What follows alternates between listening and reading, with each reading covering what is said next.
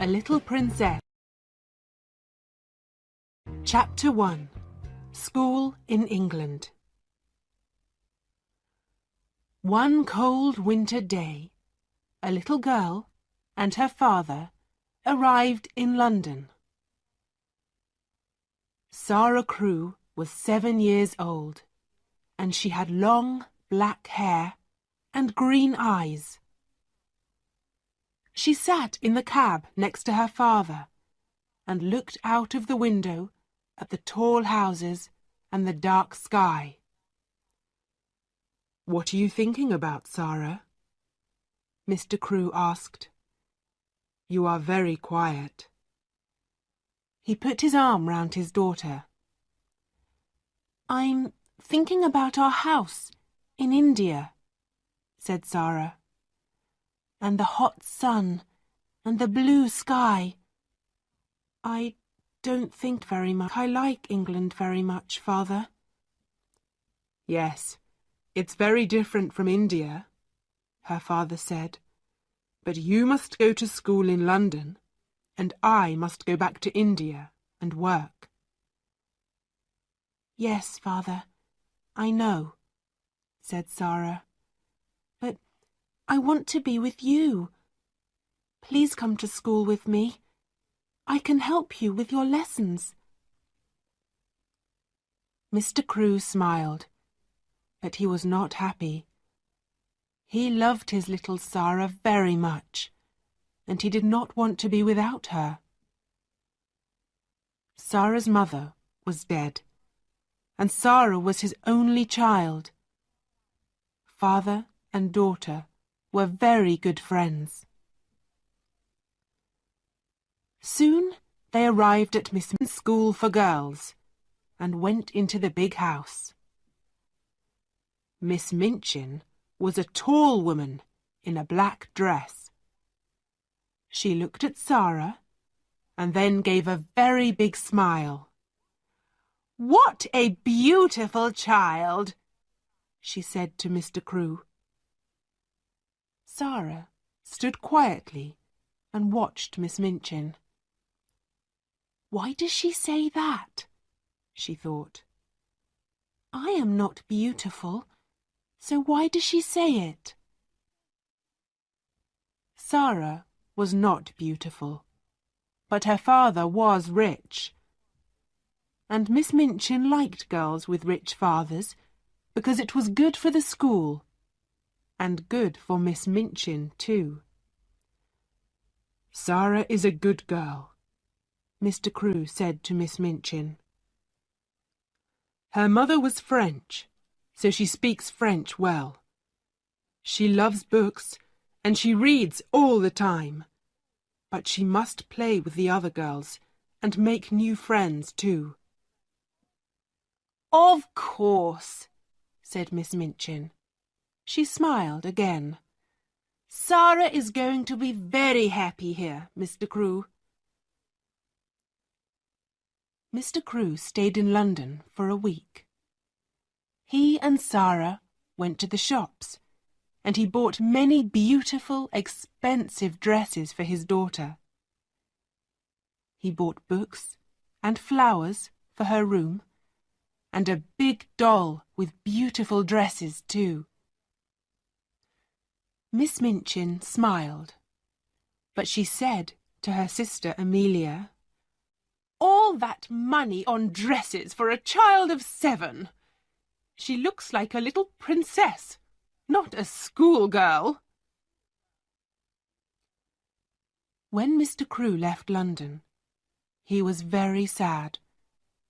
Sarah was very sad too, but she did not cry. She sat in her room and thought about her father on the ship back to India. "Father wants me to be happy," she said to her new doll. "I love him very much, and I want to be a good daughter, so I must be happy." It was a very big and very beautiful doll, but of course it could not answer. Sarah soon made new friends in the school. Some little rich girls are not very nice children. They think they are important because they have money and lots of expensive things. But Sarah was different.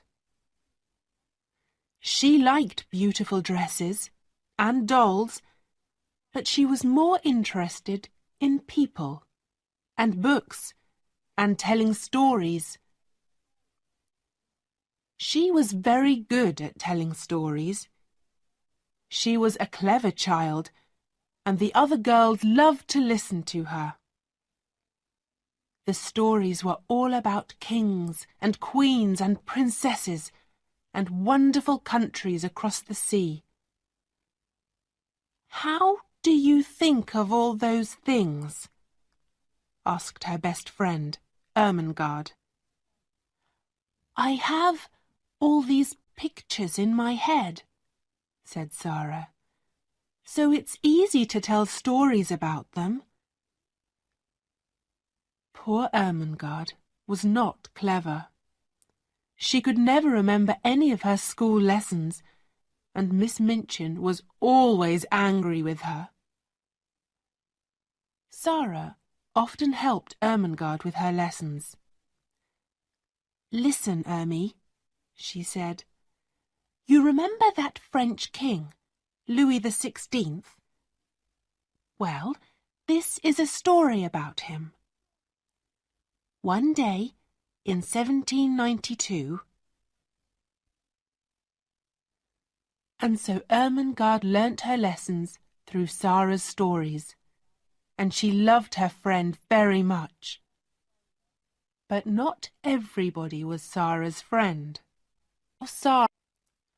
Lavinia was an older girl. Before Sarah came, Lavinia was the richest and the most important girl in the school. But Sarah's father was richer than Lavinia's father. So now Sarah was more important than Lavinia, and Lavinia did not like that. "Oh, Sarah is so clever," Lavinia often said. "Sarah is so good at French. Her dresses are so beautiful, and she can sing so well, and she is so rich. Of course Miss Minchin likes her best." Sarah did not answer when Lavinia said these things. Sometimes it was not easy, but Sarah was a kind, friendly girl, and she did not like to be angry with anyone. Chapter 2. The Diamond Mines. And so 3 years went by. Sarah's father wrote to her often, and Sarah wrote loving little letters back to him. One day, a very exciting letter arrived. Everybody in the school talked about it for days. "My friend," wrote Mr. Crewe, "has some mines in northern India, and a month ago his workers found diamonds there. There are thousands of diamonds in these mines, but it is expensive work to get them out. My friend needs my help. So, little missus." This was Mr. Crewe's special name for Sarah. "I am putting all my money into my friend's diamond mines, and one day you and I are going to be very rich."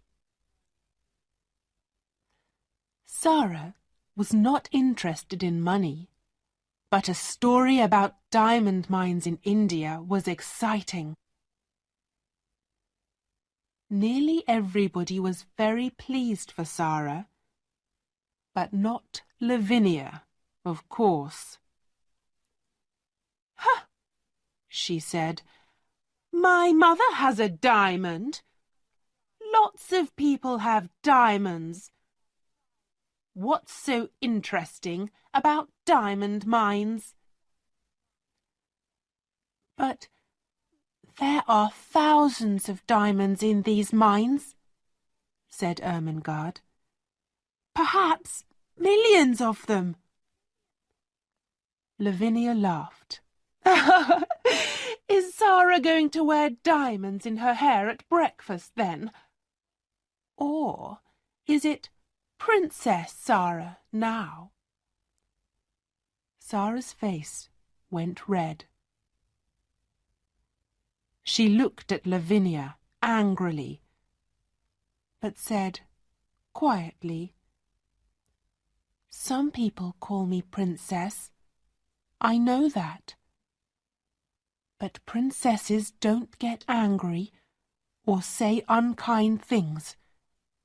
So I'm not going to say anything to you, Lavinia. To me, you are a princess, Ermengarde said to Zara later.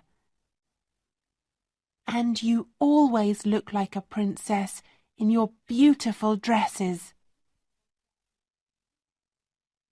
Zara was a princess to another girl, too. This was Becky. She was a servant in Miss Minchin's school, and she was only 14 years old, but she worked all day and sometimes half the night. She carried things upstairs and downstairs. She cleaned the floors, she made the fires, and she was always tired and hungry and dirty. She and Zara had very different lives. But one day, Zara came into her bedroom, and there was Becky, sleeping in a chair. Oh, you poor thing, Zara said. Then Becky opened her eyes and saw Zara. She got up at once. Oh, miss, she said. I'm very sorry, miss. I just sat down for a minute and... Don't be afraid, said Zara. She gave Becky a friendly smile. You were tired, that's all. Are you going to tell Miss Minchin? Asked Becky. She began to move to the door. Of course not, said Zara. Please don't run away. Sit down again for a minute. You look so tired. Oh, miss, I can't, Becky said. You're very kind, miss, but Miss Minchin... Please, said Zara. She took Becky's hand. You're only a little girl, like me. Let's be friends. And so Becky sat down again, and soon she and Zara were friends. Nobody knew about this, of course. Rich little girls at Miss Minchin's school did not make friends with servant girls, and it was a wonderful thing for Becky. Nearly every day, she and Zara met in Zara's bedroom, just for 5 or 10 minutes. Becky was always hungry, and Zara often bought nice things for her to eat. They sat and talked, and sometimes Zara told Becky some of her stories. Becky loved that. Oh, miss, she said, You tell them so beautifully. Sometimes I like your stories better than things to eat. And after those visits to Sarah's room, Becky always felt better. Not so tired and not so hungry. Some months later, Sarah had her 11th birthday. Lessons stopped for the afternoon, and there was a big party for all the girls in the school. "This party is expensive for us," Miss Minchin said to her sister, Amelia, "but it looks good for the school."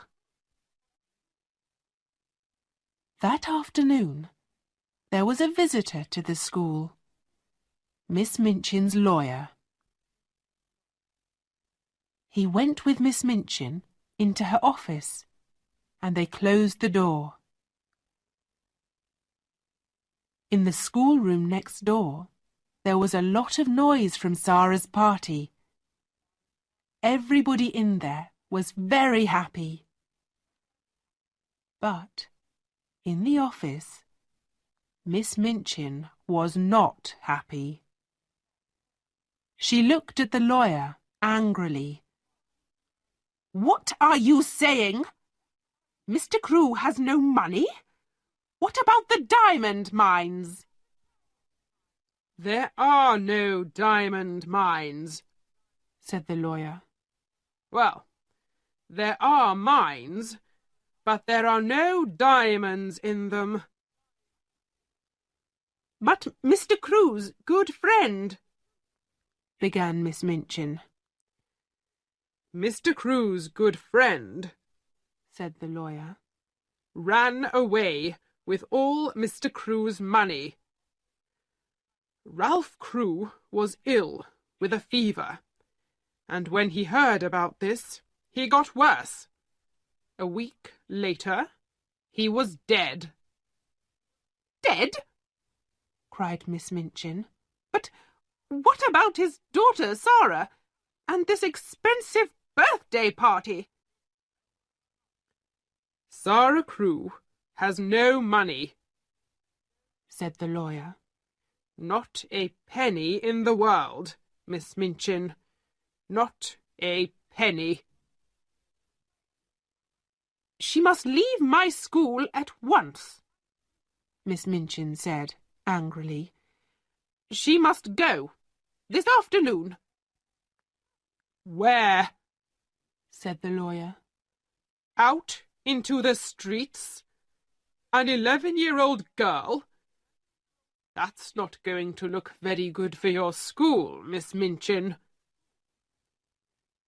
Miss Minchin's face went red. "You can't put her out in the streets," said the lawyer. He stood up. "But perhaps she can work for you." The lawyer left, and Miss Minchin called her sister Amelia. "Bring Sarah Crewe here at once," she said. 2 minutes later, Sarah, in her beautiful blue party dress, stood in front of Miss Minchin. "Have you a black dress, Sarah?" Miss Minchin said coldly. "Yes, Miss Minchin," said Sarah, "but it's very small." "Go and put it on at once," said Miss Minchin. "Your father is dead. There were no diamond mines, and your father's friend ran away with all his money. You have nothing. Not a penny. But I am going to be very kind to you. You can stay in my house, but now you must be a servant and work for your bread. You can sleep in a servant's room, upstairs, next to Becky's room. Chapter 3.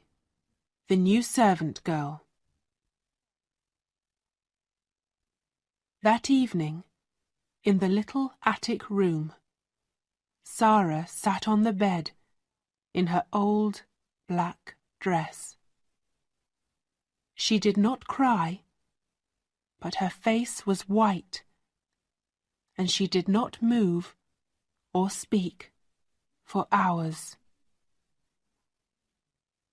Late at night, the door opened quietly, and Becky looked in. Her eyes were red from crying. "Oh, miss," she said, "all the servants are talking about it. I'm so sorry, so sorry." She looked at Sarah's white face and began to cry again. Then she ran to Sarah and took her hand. At last, Sarah moved. Slowly, she turned her head and looked at Becky.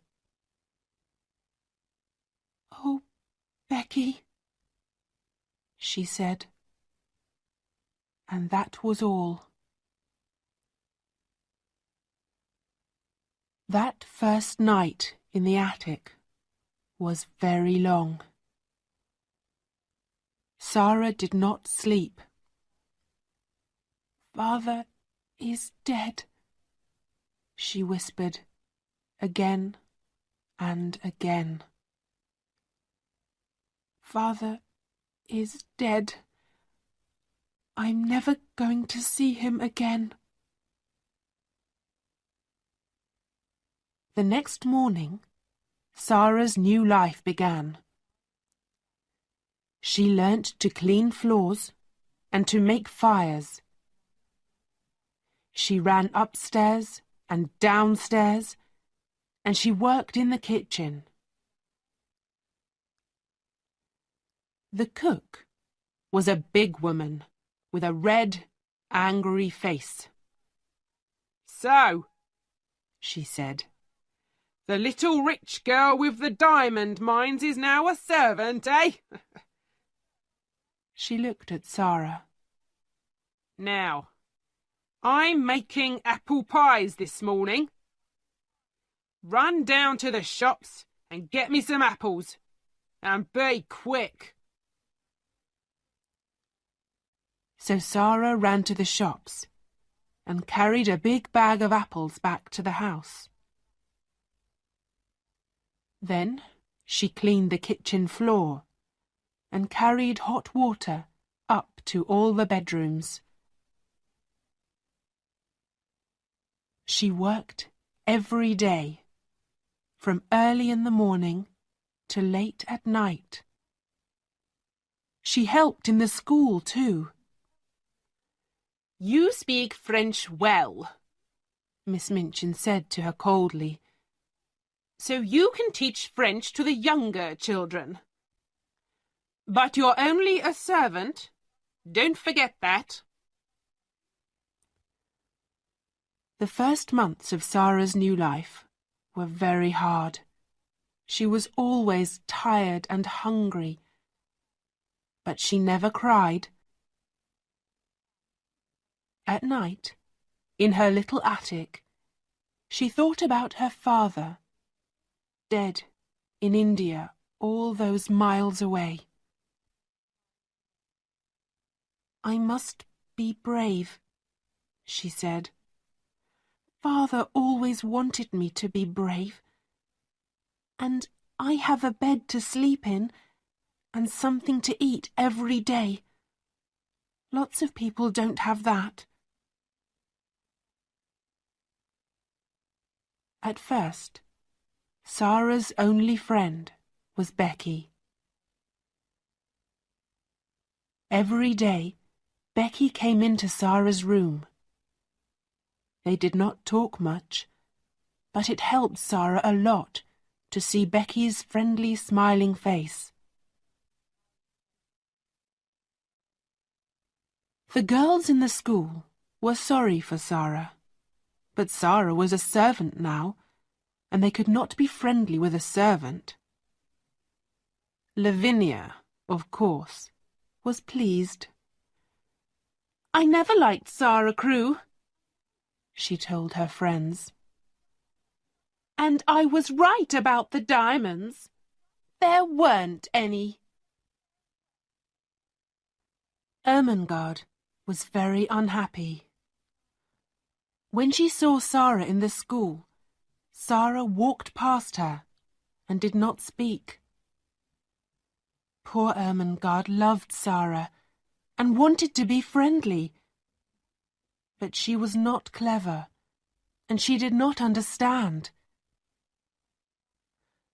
One morning, very early, she got quietly out of bed, went upstairs to the attics, and opened Sarah's door. "Ermengarde," Sarah said, "what are you doing here?" Ermengarde began to cry. "Oh, Sarah, please tell me, what is the matter? Why don't you like me now?" "I do like you," Sarah said. "Of course I do. But, you see, everything is different now. Miss Minchin doesn't want me to talk to the girls. Most of them don't want to talk to me. And I thought perhaps you didn't want to." "But I'm your friend!" cried Ermengarde. "I'm always going to be your friend, and nobody can stop me." Sarah took Ermengarde's hands. She suddenly felt very happy. Perhaps she cried a little too. Who can say? There was only one chair, so the two friends sat on the bed. Ermengarde looked round the attic. "Oh, Sarah, how can you live in this room? It's so cold and dirty." "It's not so bad," said Sarah. "And I've got lots of friends. There's Becky in the next room, and come and see." She moved the table under the window, and then she and Ermengarde stood on it and looked out of the window over the roofs of the houses. In her pocket, Sarah had some small pieces of bread. She put her hand out of the window with the bread on it. "Watch," she said. After a minute, a little brown bird flew down to Sarah's hand and began to eat the bread. Then a second bird came, and a third, and a fourth. "Oh, Sarah, how wonderful!" said Ermengarde. "They know I'm their friend," said Sarah, "so they're not afraid. Sometimes they come into the room too." Ermengarde looked across the roof to the next attic window. "Who lives in that house?" she asked. "Nobody," said Sarah sadly. "So I never see anybody at that window, and I can only talk to the birds." But one night, 2 or 3 weeks later, Becky came into Sarah's room. She was very excited. "Oh, miss," she said, "an Indian gentleman is moving into the house next door." Well, he's English, but he lived in India for years and years. And now he's going to live next door. He's very rich, and he's ill. Something bad happened to him, but I don't know what. Sarah laughed. How do you know all this? She said. Well, miss, you know the Carmichael family across the street? Becky said. I'm friendly with their kitchen girl, and she told me. Mr. Carmichael is the Indian gentleman's lawyer, so they know all about him. Chapter 4. Ram Dass and the Monkey. Every morning, when Sarah gave the birds their bread, she looked across to the attic window next door, but nobody opened it. Nobody called out, "Good morning," across the roof, or gave Sarah a friendly smile. Perhaps the Indian gentleman's servants all sleep downstairs, she thought sadly. Her life was very lonely now. She saw Becky every day, of course, but they did not have much time for talking. The cook and the other servants were not friendly.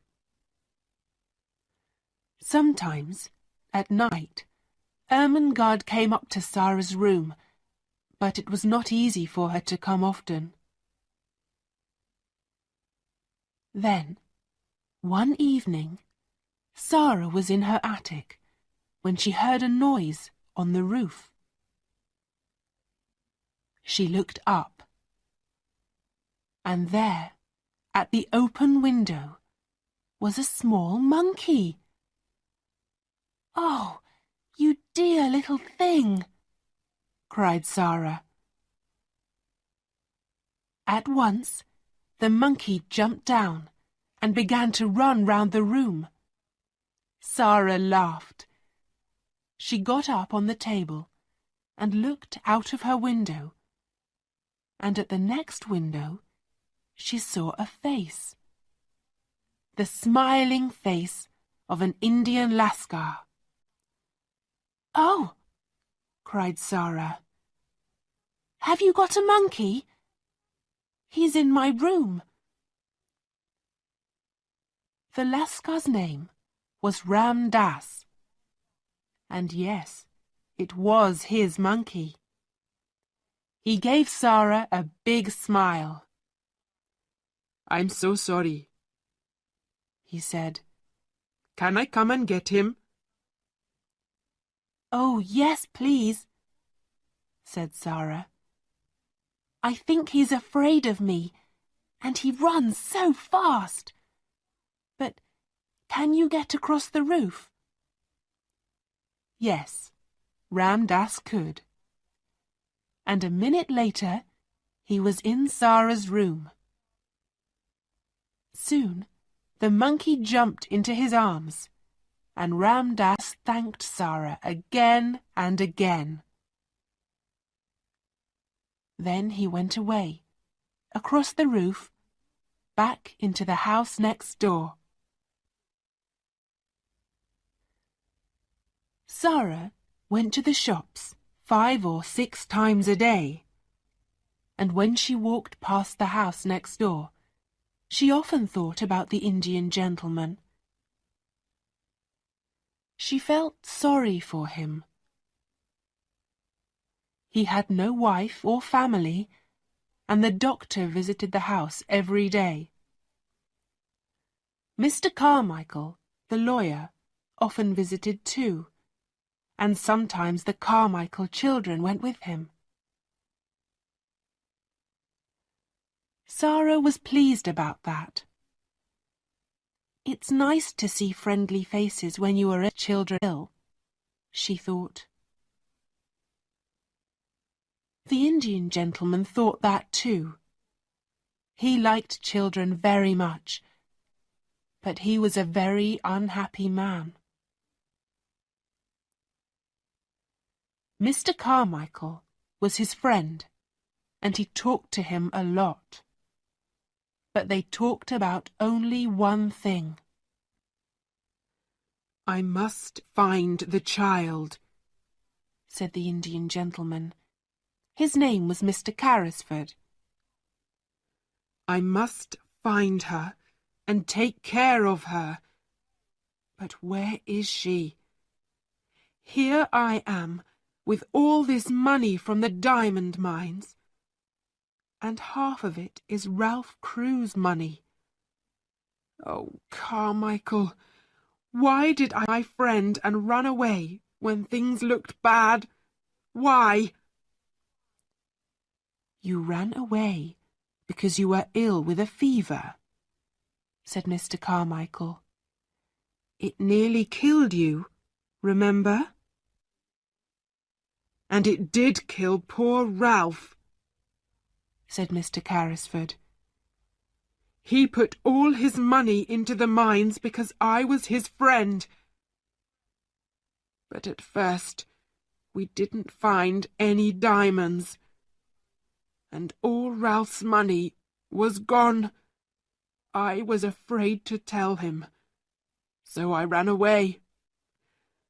And later, when we did find diamonds, Ralph was dead." He laughed angrily. "What a brave friend I was!" "It's not easy to be brave," Mr. Carmichael said quietly, "when you're ill with a fever." Mr. Carrisford looked into the fire. "Ram Dass tells me," he said, "about a little servant girl next door. The monkey ran away, and Ram Dass went across the roof to get him back from her room. The poor child sleeps in a cold, dirty attic, and works about 16 hours a day. Is Ralph's daughter living like that? I can't stop thinking about it." "We're going to find her one day," said Mr. Carmichael. "But how?" said Mr. Carrisford. He put his head in his hands. "I never saw her. I don't know her name. Ralph always called her his little missus. We talked all the time about the mines. He never told me the name of her school. Her mother was French. So did he take her to a school in France? Or was it in England?" "Well, we know there was a child at a school in Paris," said Mr. Carmichael, "with the name of Carew or Crewe. Her father died suddenly, and a Russian family took her away with them, because she was a friend of their daughter. Perhaps this girl is Ralph Crewe's child. Next week I'm going to Moscow to look for her." "I want to go with you, but I'm not well," said Mr. Carrisford. "I must find her, Carmichael. I must. Every night in my dreams I see Ralph Crewe's face, and he says, 'Tom, Tom, where is my little missus?' And I have no answer for him." Mr. Carrisford took his friend's hand. "Help me to find her. Help me." Winter came, with its short, dark days, and the attic rooms were very cold. There were no fires for servant girls, and often Sarah and Becky could not sleep because of the cold. Sarah was taller now, and her old black dress was very short. Her shoes were old, and she had no warm coat for the winter weather. She was thin, too.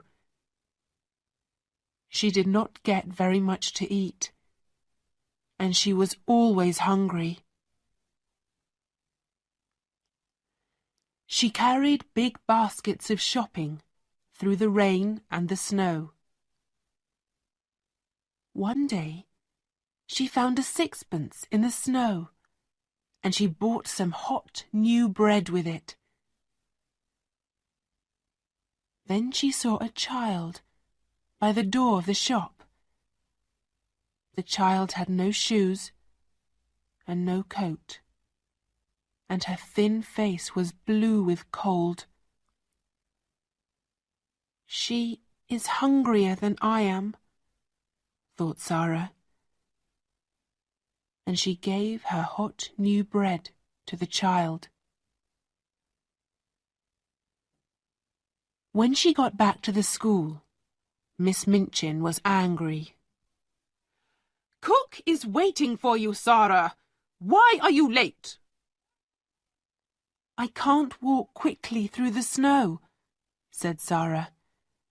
"My shoes are old, Miss Minchin, and my feet get very cold." Miss Minchin did not like to hear this. "Don't speak to me like that," she said. "I am kind to you. I'm giving you a home, but you never say thank you to me." Sarah looked at her. "You are not kind," she said quietly. "And this is not a home." "Go to your room at once," said Miss Minchin. On the stairs, Sarah met Lavinia. Lavinia looked at her and gave a little laugh. "Oh, here's Princess Sarah," she said, "in her old dress and her dirty shoes." In the attic, Sarah sat down on the chair by her table. "I must be brave," she whispered. "A princess is always brave, so I must be too. But it's not easy." She put her head down on her arms. "Oh, Father, do you remember your little missus? Can you see me now?" And in the house next door, Mr. Carrisford sat by a warm fire. Moscow is a long way from London, and he could only wait. But he thought about Ralph Crewe's child every day. He thought about other children too. "Ramdas," he said, "how is that poor little servant girl next door? Can we do something for her? I see her in the street every day," said Ramdas. "In the rain, in the snow. She looks thin and hungry, but we can help her. I can easily get in through her attic window. Listen." And he talked for some minutes. Mr. Carrisford smiled. "Yes," he said to Ramdas. "Yes, I like it. Let's do it." Chapter 5. The Magic.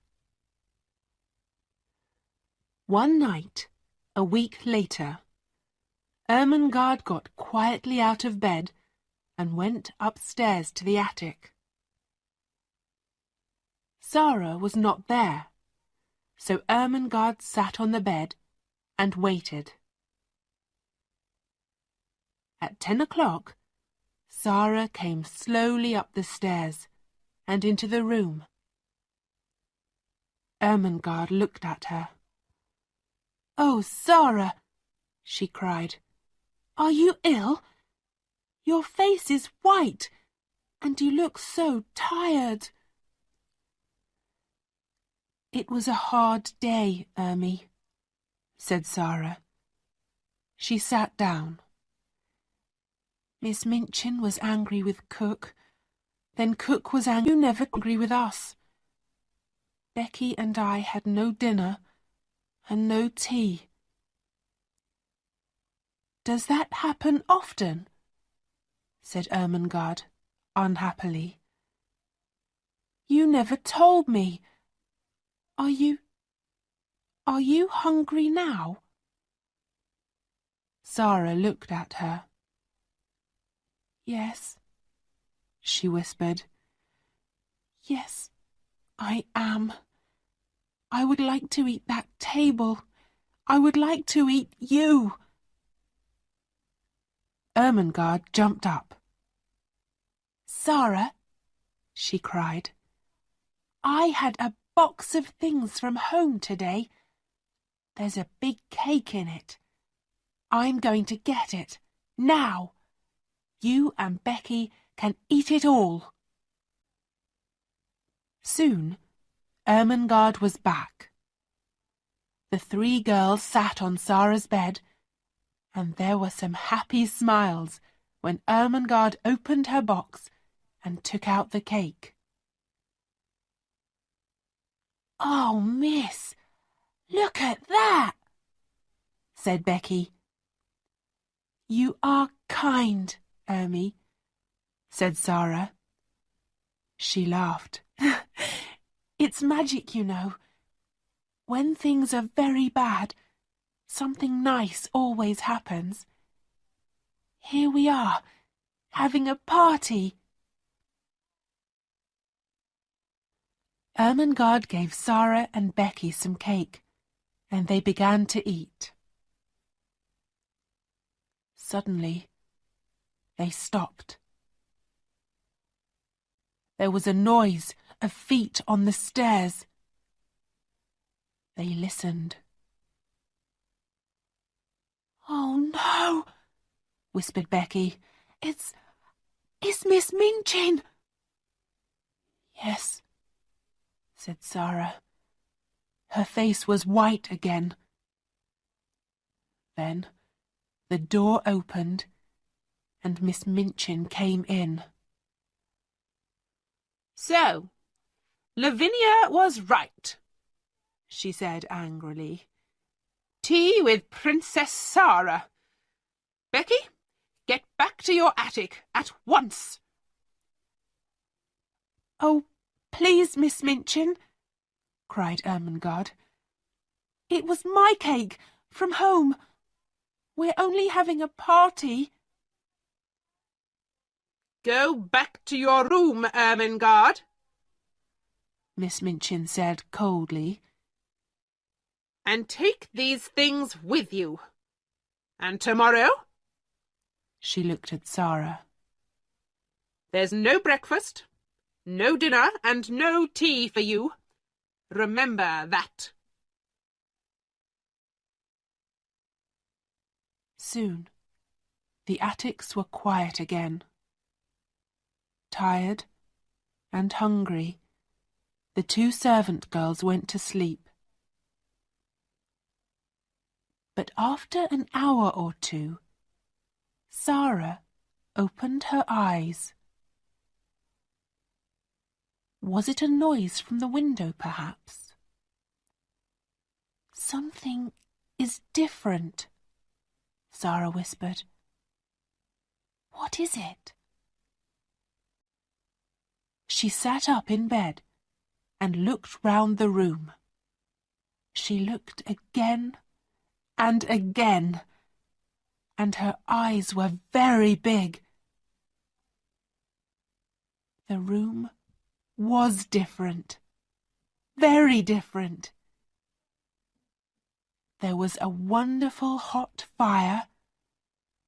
There were new, warm blankets on her bed, and beautiful pictures on the walls. Sarah slowly got out of bed. "Is this a dream?" she said. "Where did all these things come from?" She put out her hand to the fire. "No, it's not a dream. The fire is hot. I can feel it. And oh, look at the table." There was a red cloth on the table, and cups and plates. There was hot tea and wonderful things to eat. Hot meat pies and sandwiches and cake, oranges and apples. Sarah ran to Becky's room. "Becky," she whispered, "come quickly. The magic is here again. Come and look." When Becky saw the room, she could not speak at first. Then she said, "Oh, miss, what is it? How did all these things get here?" "I don't know," said Sarah. "It's magic. At first, I thought it was a dream. But it isn't. Look, these pies are hot. Let's eat them. Hot meat pies aren't a dream." They sat down by the fire and ate and drank. "Oh, those pies were good, miss," Becky said. "And the tea and the cake. I don't understand magic, but I like it." Sarah looked round the room. "Oh, Becky, look! There are some books too.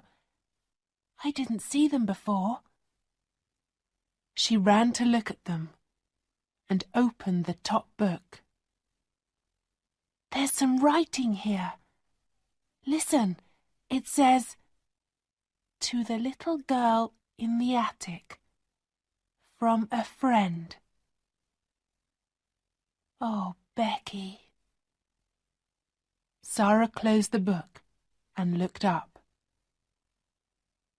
"I have a friend, Becky," she said slowly.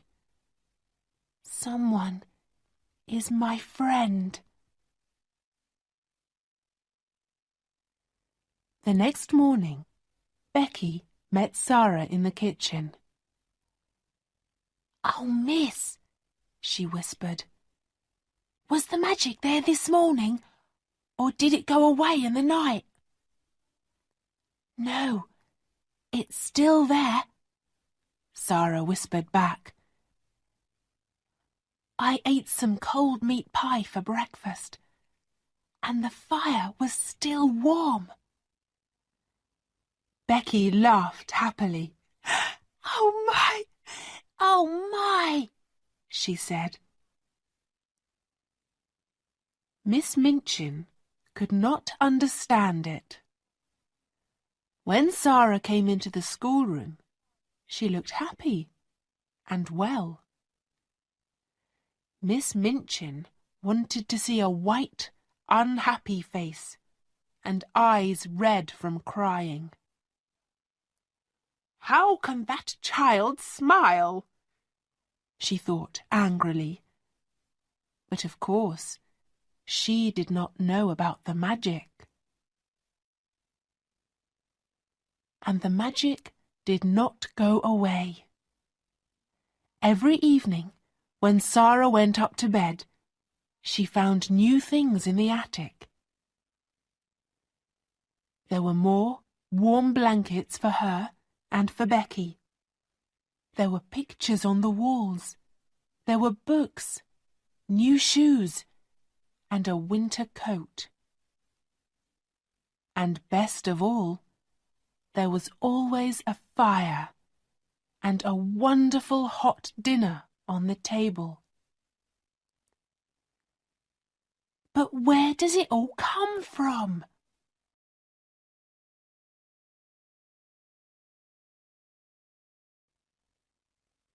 They began to look at one of the new books, and then Becky looked up.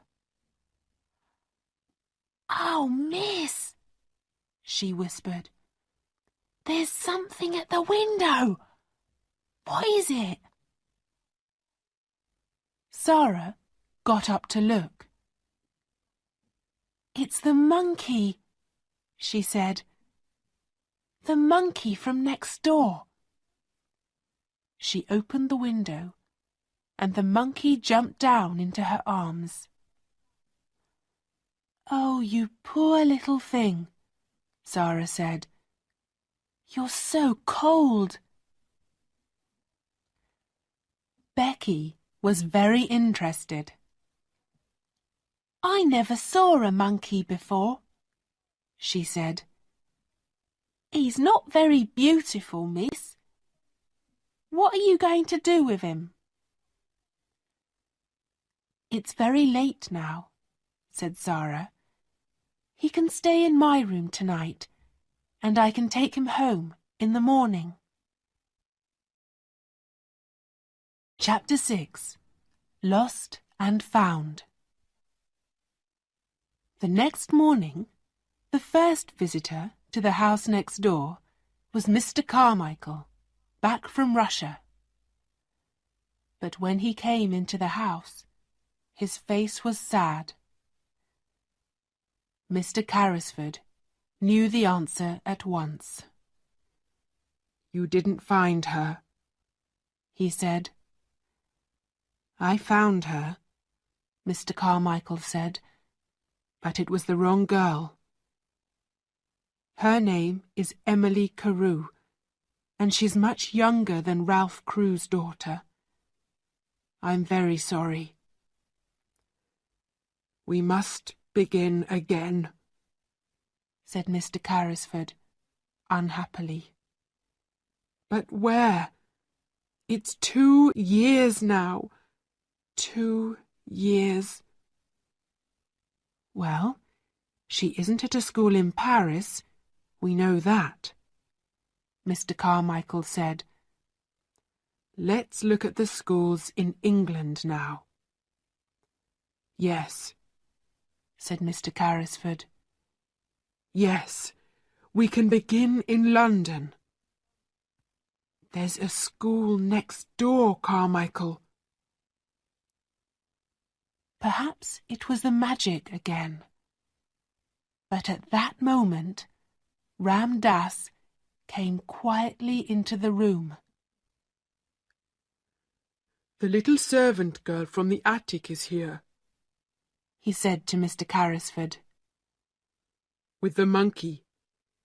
He ran away again last night to her room. Would you like to see her?" "Yes," said Mr. Carrisford. "Yes, I would. Bring her in."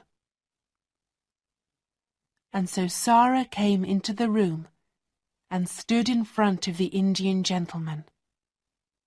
She smiled at him.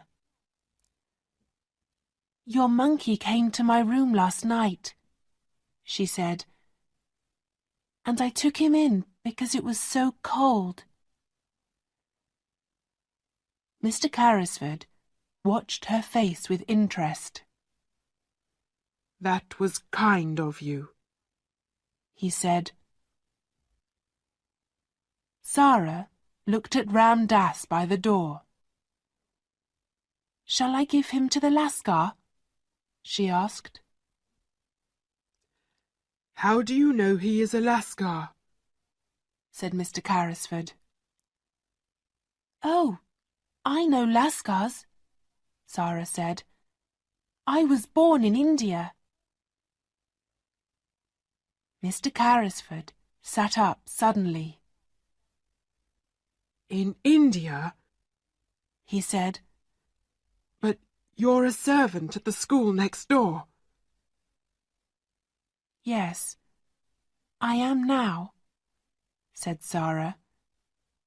But I wasn't at first. The Indian gentleman looked at Mr. Carmichael, and then Mr. Carmichael looked at Sarah. What do you mean by at first, child?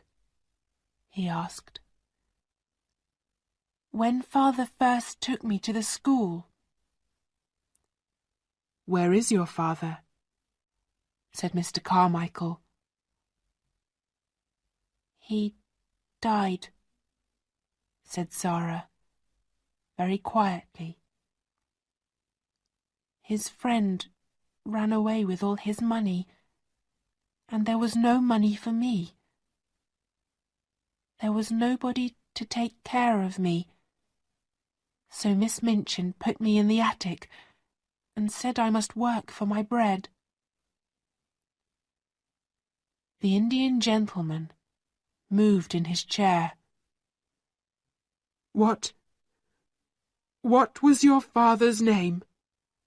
He said. Tell me. Sarah looked at him sadly. Ralph Crewe, she said. He died in India from a fever 2 years ago. Mr. Carrisford's face went very white. Carmichael, he whispered. It is the child. The child. That was an exciting day for many people. At first, poor Sarah did not understand. But Mr. Carmichael talked to her quietly and told her everything. The true story about her father's friend and the diamond mines, and the 2 years of looking for Ralph Crewe's daughter. And all the time, she said later to Mr. Carrisford, when they sat by his fire, I was in the house next door. Tom Carrisford took her hand. Yes, he said. And you're never going back there. Your home is with me now. I'm going to take care of Ralph's little missus. Sarah laughed happily. And you were the friend, too. All those beautiful things in my attic came from you. You and Ram Dass. Becky and I thought it was magic. The Indian gentleman smiled at her. We were sorry for you, he said. Ram Dass can move very quietly, and he carried the things across the roof when you were out. I couldn't find Ralph's daughter, but I wanted to help somebody.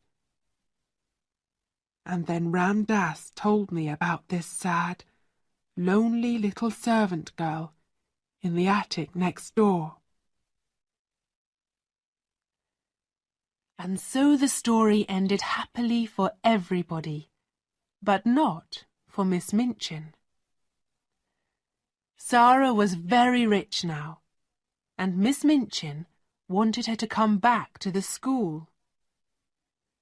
She came to see Mr. Carrisford, but he said some very angry things to her, and she went away with a red face. Becky came to live in Mr. Carrisford's house too. She was Sarah's servant, and she was very happy. She had a warm room, nice dresses, and good things to eat every day, and she loved Sarah very much. Ermengarde often came to visit Sarah, and Sarah helped her with her school lessons again. Ermengarde was not clever, but she was a true friend. On that first day, in the Indian gentleman's house, Sarah wrote a letter to her, and Ermengarde carried the letter into the schoolroom. There were diamond mines, she told Lavinia and the other girls. There were millions and millions of diamonds in the mines, and half of them are Sarah's. And they were her diamonds all the time when she was cold and hungry in the attic. And she was a princess then, and she's a princess now.